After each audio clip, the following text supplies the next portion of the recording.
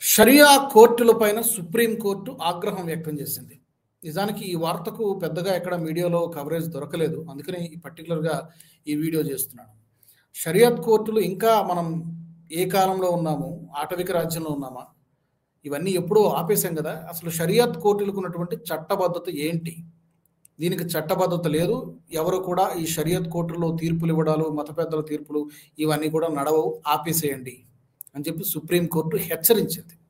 రీసెంట్గా ఒక మహిళ సుప్రీంకోర్టును ఆశ్రయించింది. తన భర్త తలాక్ చెప్పేసి విడాకులు ఇచ్చేశాడు. విడాకులు ఇచ్చిన తర్వాత మెయింటెనెన్స్ అంటే భరణం అంటారు కదా, ఆ భరణం ఇవ్వడానికి కూడా అతను ఒప్పుకోలేదు. దాంతో ఆ మహిళ సుప్రీంకోర్టును ఆశ్రయించడం జరిగింది.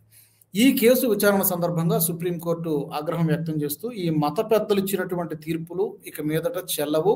ఈ షరియత్ కోర్టులు, దాన్ని ఇంకో పేరు కూడా ఉంది, కోర్ట్ ఆఫ్ ఖాజా అంటారు.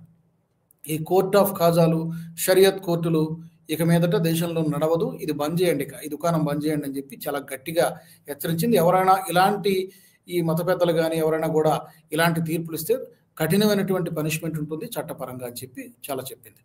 నిజానికి ట్రిపుల్ తలాక్ రద్దు అయిపోయినా కూడా రీసెంట్గా మనం కూడా ఒక వీడియో చేసాం, తలాక్-ఈ హసన్. ట్రిపుల్ తలాక్ అంటే ఏంటి? ఒకేసారి తలాక్ అని చెప్పేసి విడాకులు ఇచ్చేస్తారు. ఈ తలాక్-ఈ హసన్ అనే మరొక పద్ధతి ఉంది. ఆ పద్ధతి ద్వారా ఏం చేస్తారంటే ముందు ఒకసారి తలాక్ చెప్తారు, మరొక వారం రోజుల తర్వాత, నెల రోజుల తర్వాత మరొకసారి తలాక్ చెప్తారు, మరొక వారం రోజుల తర్వాత మరొకసారి మళ్ళీ తలాక్ చెప్పి అప్పుడు విడాకులు ఇస్తారు. ఆ పద్ధతి ఇంతవరకు కూడా కొనసాగుతూ వచ్చింది. ఇది కూడా నడవదు అని చెప్పి సుప్రీంకోర్టు చాలా గట్టిగా హెచ్చరించింది. ఇంకా ఎంతమంది మహిళలకు అన్యాయం చేస్తారు? ఎంతమంది మహిళలకు అన్యాయం చేస్తారు? ఎన్ని వివాహాలు చేసుకుంటారు? చట్టబద్ధత ఏంటి దీనికి? ఎందుకంటే ఒక దేశంలో ఒకటే చట్టం ఉండాలి, ఒకటే న్యాయం ఉండాలి. ఇన్ని చట్టాలు ఉండకూడదు. కులానికో చట్టము, మతానికో చట్టము, ఇది నడవదు. అందుకనే యూసీసీ రావాల్సినటువంటి అవసరం ఉంది. పౌరులందరికీ, భారత ప్రజలందరికీ ఒకటే చట్టాన్ని అమలు చేసి తీరాలి. ఏమంటారు? ఇంకా షరియత్ కోర్టులు మనకు అవసరమా? ఇంకా ఈ ట్రిపుల్ తలాక్లు మనకు అవసరమా? ఈ దేశానికి అవసరమా?